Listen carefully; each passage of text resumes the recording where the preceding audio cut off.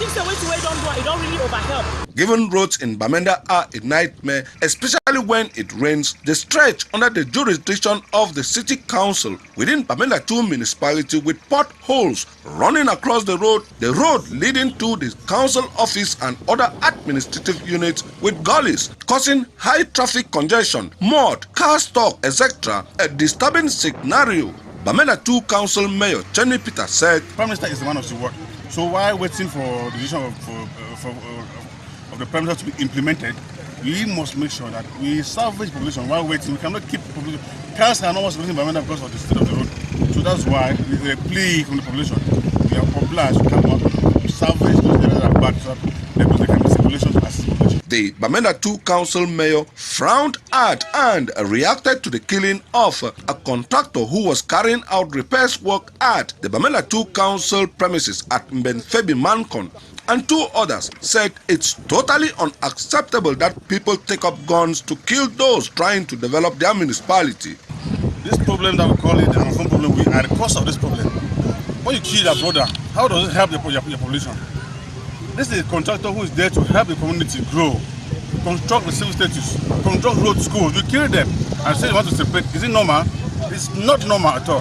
The Bamenda 2 Council of recent, it should be noted, handed didactic materials and equipped the offices of some head teachers, provided health equipments to some integrated health centers, provided boreholes for water and solar electricity to neighborhoods in the Bamenda 2 municipality. Over the weekend, a house went down to ashes at the Ndong Sibi neighborhood around Rom Point, CCC in Dokoti in Douala, littoral region of Cameroon. According to reports gathered, the fire was triggered by an electrical fault sparked by power restoration following a blackout. As the blaze erupted, security elements were immediately informed, but unfortunately, they could not get to the scene of the fire on time to put out the flames. Fortunately enough, no human casualties were recorded, but there was a huge material damage. The lost items included household items and kitchen utensils, such as pots, plates, spoons, gas cooker, just to name but these. Neighbors and other persons around the neighborhood were quick to prevent the fire from spreading to other nearby houses and cause more damage. The occupants of the house have been rendered homeless and frustrated over the loss. The damages caused are reported to be enormous, as the victims are still in shock over what they have lost. Though locals have attributed the incident to an electrical circuit, the real cause is yet to be established.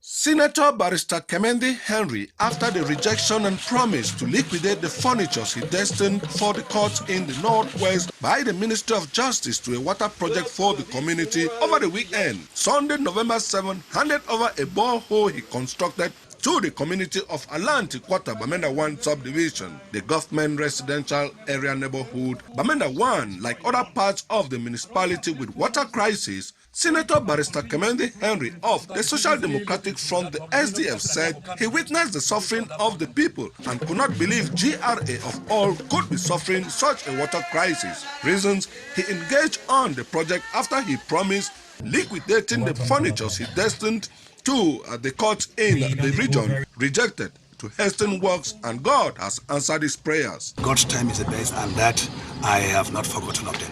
But just that the hardship that I saw people going through to have water in the dry season in this my community could not make me be insensitive to it. I had to be sensitive at least to it. That I share the same community with these people. If I shout in my company, these are the people that I expect them to come out to rescue me.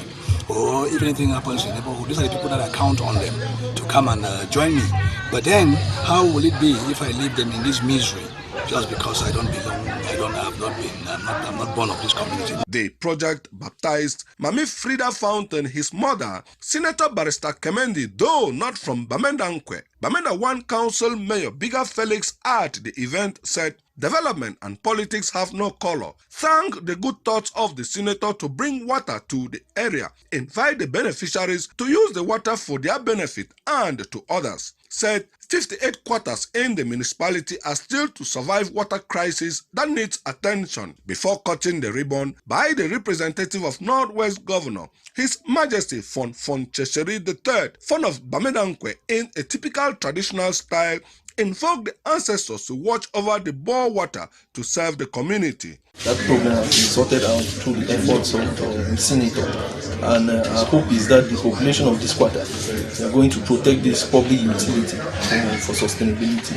because it's there to serve not only the quarter but all those who are coming around this quarter and all those who are using this stretch of road. As a people-oriented project to the people of Bamenda 1, the Senator Kemendi Henry assured the people of his Balikumbat constituency they have their own turn. I promised the population not long ago that I will try to convert the cost of selling the shares and tables that I made for the court to fasten to hasten this project. By the time the Minister of Justice was refusing the donation, this project was already ongoing, but I was finding difficulties realizing it because there was lack of means. I was holding two things, climbing a ladder. It was difficult for me to climb with handling two things on both arms. The project, worth over 5 million event, was graced by traditional dances.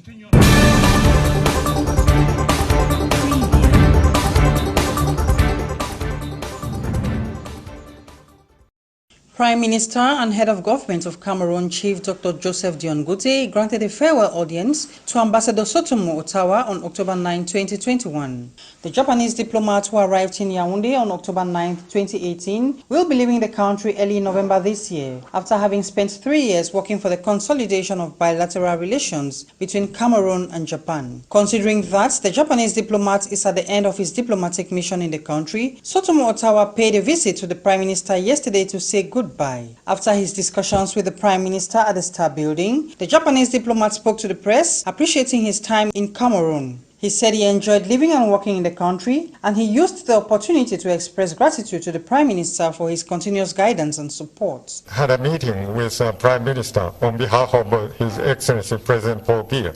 I told him that I'm very satisfied with my work and my life in Yaoundé. During the 3 years, our relation developed greatly. The ambassador also disclosed that he signed several agreements with the government to enable the implementation of the presidential plan for the reconstruction and development of the Northwest and Southwest regions. The agreement was for Japan to make available the sum of 1.5 billion for the rehabilitation of water points and health centers in Fako Division.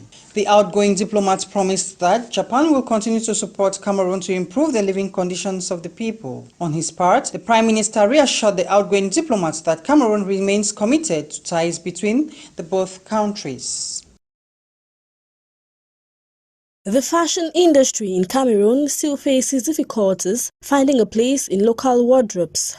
To counter the domination of imported products, local designers are trying to stand out with a creative offer. According to stylists like Ama Betran, they aim to capture customers who are looking for originality and multiply production. We now come up with classic casuals like this, which don't necessarily need to carry a lot of those fabrics. We make it very simple and classy, elegant, which you can always put it on.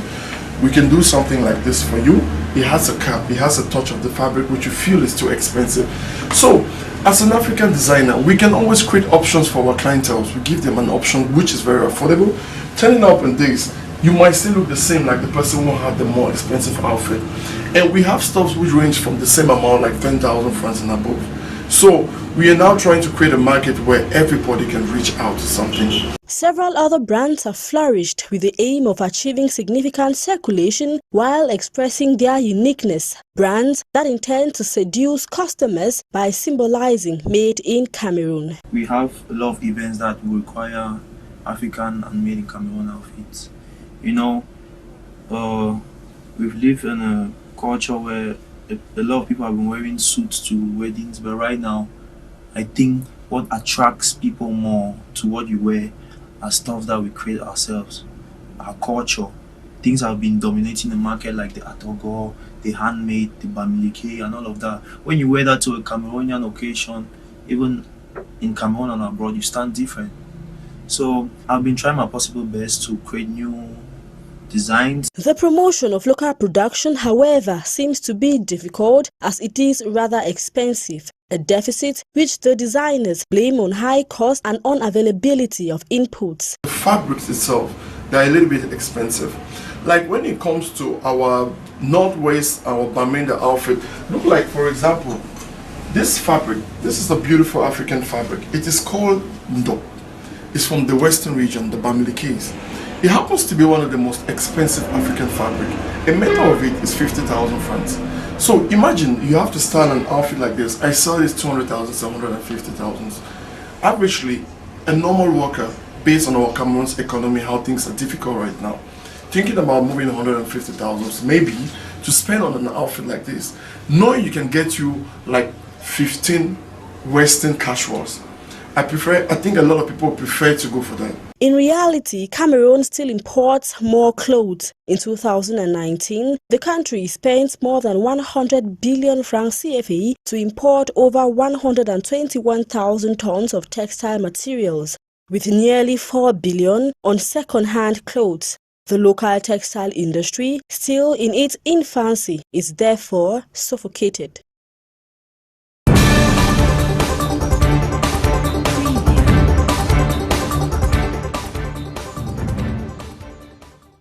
Wednesday, November 10, 2021 at about 3 p.m., panic gripped students in Amphitheater 600 at the University of Buea in the southwest region of Cameroon.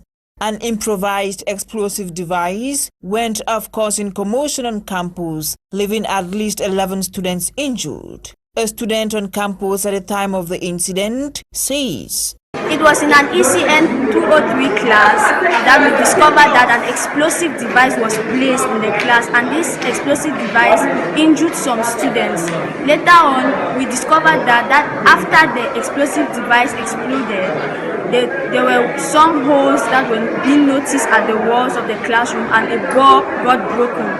And we discovered that the exact position where the explosive device was being placed, there was a mark on it, that is, there was a hole on it." The Vice-Chancellor of the University of Buea, Professor Horace Manga, who rushed to the scene, confirmed 11 students were injured, adding that investigations will be opened to determine the cause of the explosion. We had information to the effect that some students were injured and were being conveyed to the hospital. So upon further inquiry, we were informed that an explosive device, an improvised explosive device, was thrown on the roof of lecture hall 600, at 600, and on reaching the ground, around mid-air, reaching the ground, exploded and released shrapnel, metallic particles. The metallic particles injured about 11 students who were in the vicinity, so they were immediately rushed to the hospital. 9 of them are here at Solidarity Clinic and 2 are in another clinic.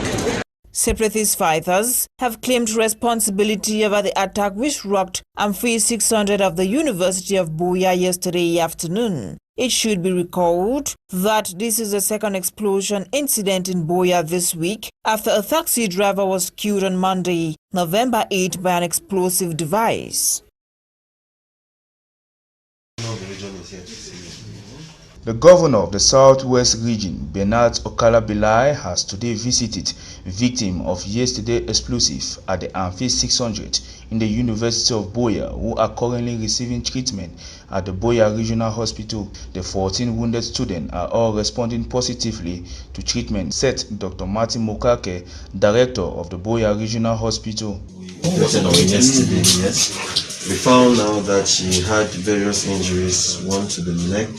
We were much more afraid of the neck because it could cause obstruction of breathing. But we did another ultrasound, the neck was clear, but in the other findings we realized that she had a problem with the abdomen. So we saw blood in the abdomen, so meaning that she had an internal bleed. It is not because anything penetrated the abdomen though. It's simply because in the motion of stampede running up and down, she got hit by a lot of people and then it caused the bleed. We could be able to handle it in the theater and she's calm and stable. Okay. Meanwhile, Governor Bernard Okalabilai called on the victim to be courageous. Okay, we came to say courage. But you should not be afraid. After the hospital, you go back to your classes. You understand? The state is behind you to protect you, and those people cannot succeed to disturb the schools. They encourage. Be strong, There is nothing. They want to intimidate you, but we are there. They cannot. They will never intimidate you. This is what we are there. There's no way going on. If you don't believe so, you will. 30 minutes later, the convoy of the Southwest Governor Bernard Okala-Bilai descended to the campus of the University of Buea to have first-hand information on what transpired yesterday at Amphi 600 from the Vice Chancellor.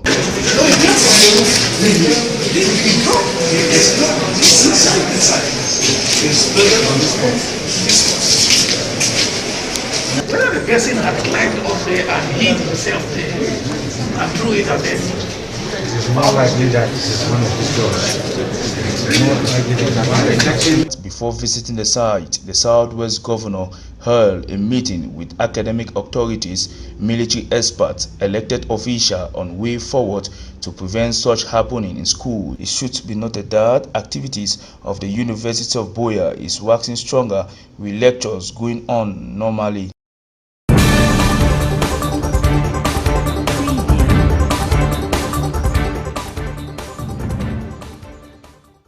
A newly constructed building to host the Bamenda 2 Women's Empowerment and Family Center burnt down in 2017 caused by the Anglophone crisis have a new phase with a new building and equipment. Works carried out by the Bamenda 2 Council, the newly constructed building officially handed over November 11, 2021 to the Women's Empowerment Center Bamenda 2. Today, if you look at the head of state has appointed a lot of women in power.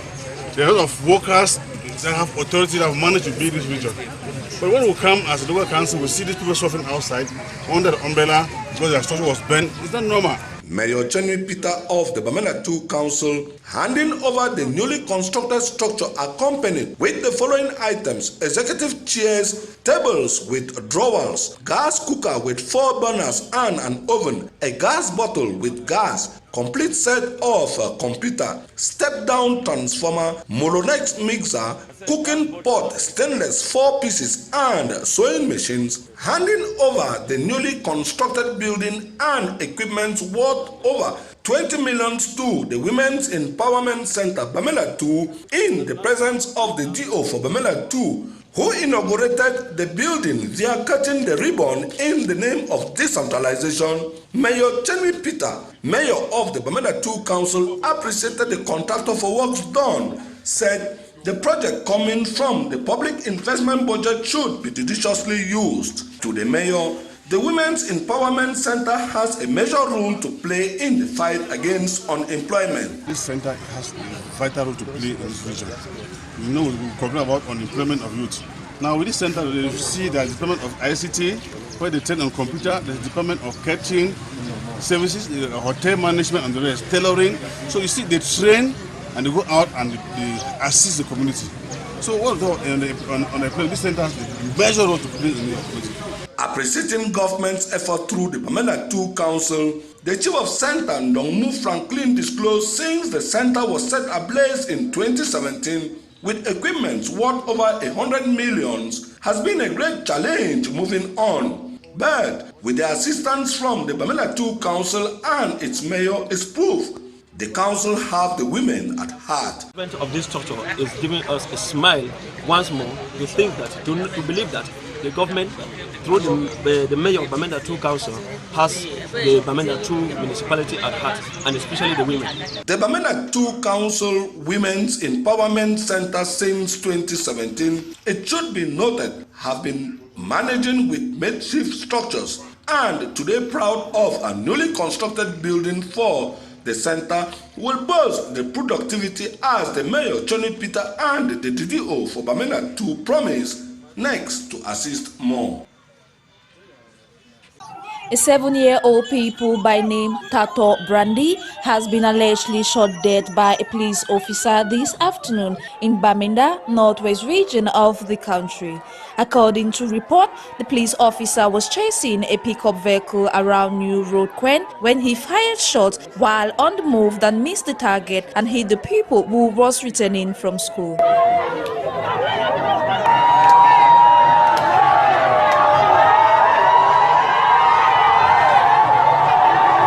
These news have left the victim's mother, who is a fruit seller, in a state of shock, choking tears and speechless. Angry youths of New Road Quen have taken to the street to protest, carrying the corpse of the 7-year-old people alongside peace plant. Reports also confirms that officers stationed in front of Dreamlike Bar have all fled, with the perpetrator of the act leaving the inhabitants in hard tears as they walk from upstation to Bamenda in protest. It should be recalled that it is barely 2 days to complete a month that Caroline Enongdiale, a pupil in Boya, was equally murdered by a uniformed officer that fateful Tuesday on her way to school in the southwest region of the country. For many years, hemodialysis has been the only treatment option for patients in Cameroon with kidney failures. But henceforth, things will change as the first ever kidney transplant in the country has been carried out by a team of experienced surgeons from Cameroon and abroad at the Yaoundé General Hospital. The patient in need of the kidney transplant, identified as Bertrand Balogok, received one Wednesday, November 10, from his brother Yves Balogok. 2 operations which turned out to be successful. Both surgeries went on successfully. We carried out a kidney removal surgery on the donor and a kidney transplant on the recipient. We are satisfied with the result. A team of medical doctors were trained for these operations to be successful. We trained a whole team at the General Hospital: neurologists, surgeons, anesthesiologists, a paramedical team that participated in this intervention. I would equally like to congratulate our colleagues from abroad who came to reinforce the team. We believe that this is not a one-time activity. We are taking off and we are going to move forward. When performing a kidney transplant, the main concern is with the donor, and in this case, he is expected to recover within a week. The donor should recover within a week or so. When we do a kidney transplant from a living donor, the first concern is with the donor because it is absolutely essential that no damage is done to the donor. So, donors are always carefully selected to be sure that after donating a kidney, they will live a normal life and that having one kidney will have no effect on their kidney function. And that was the case with this patient. This first ever kidney transplant has given hopes to many kidney failure patients. We have over 250 chronic dialysis patients, so every week they come in and everyone has been waiting for this opportunity. I can tell you that since the patient went to the operation ward, more than 20 have come to me to say they are ready. As this operation was a trial procedure, it is not clear yet how much it will cost. But doctors at the National Hospital hope to make the operation affordable for Cameroonians so patients in need of transplant can benefit.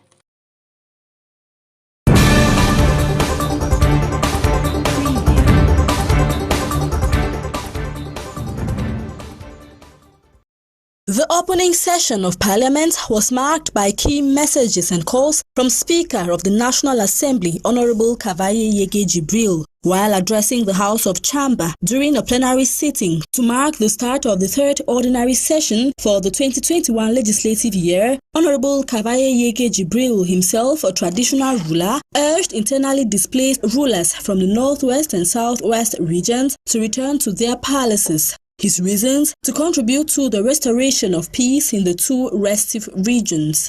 I cannot possibly judge in their state what is best under present circumstances, but I wish to humbly remind them that they have the binding duty to work in synergy with government authorities to contribute their quota in return to normalcy and in the task of restoring the authority of the state in their respective chiefdoms. Honorable Kavai Yege Jibril equally called for a sense of patriotism among Cameroonians before and during the African Cup of Nations, a competition the country is set to host come January 2022. J'exerce les différentes instances nationales chargées de l'organisation à faire également preuve de patriotisme.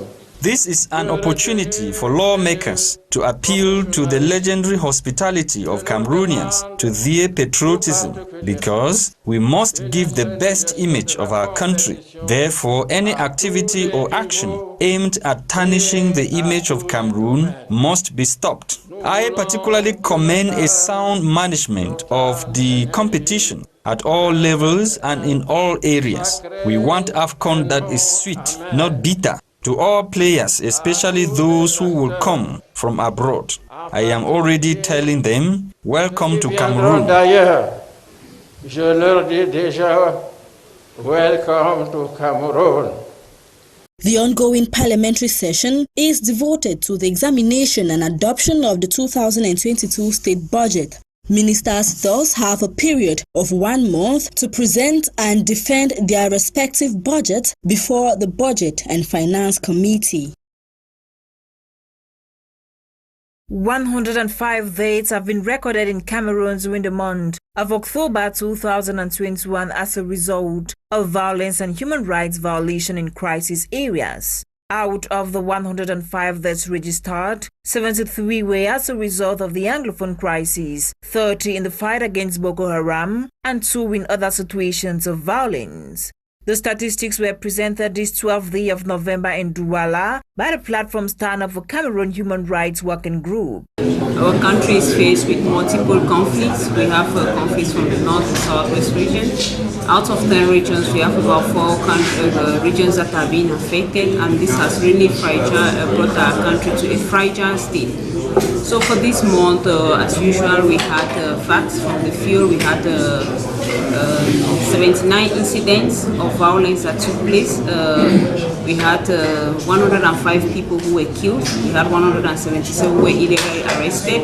We have 20 people who were kidnapped, and out of those 20 who were kidnapped, about 15 of them are teachers, which calls for concern. The report for the month of November also featured cases of human rights violation justice has not been brought to. We have the situation of Garbu, which we evoked, the situation of Kuba up to today, and that of Buya that recently occurred.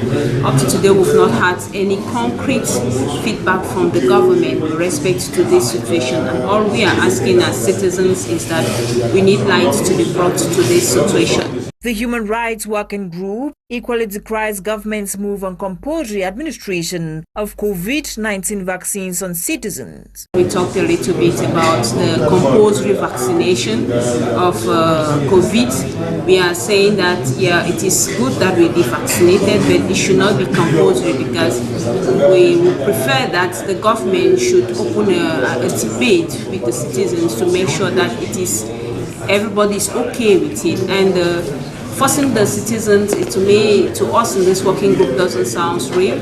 Cameroonians have lost so much confidence in their government, and I think that's why they are forcing them, whereas it was not supposed to be in that case. As concerns violence on our highways, the Human Rights Working Group urged government to upgrade law enforcement intervention approaches. We also have the situation of the violence on the roads, which occurred so many times, and lately it took the life of Caro, who lost her life.